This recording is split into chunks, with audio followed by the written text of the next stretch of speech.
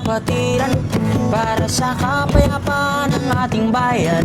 Ikaw at ako, oo, ating isisigaw. Walang panig namin kung pinapanigan, hangad namin ang tunay na kapayapaan, ang pagkakaisa ating isisigaw.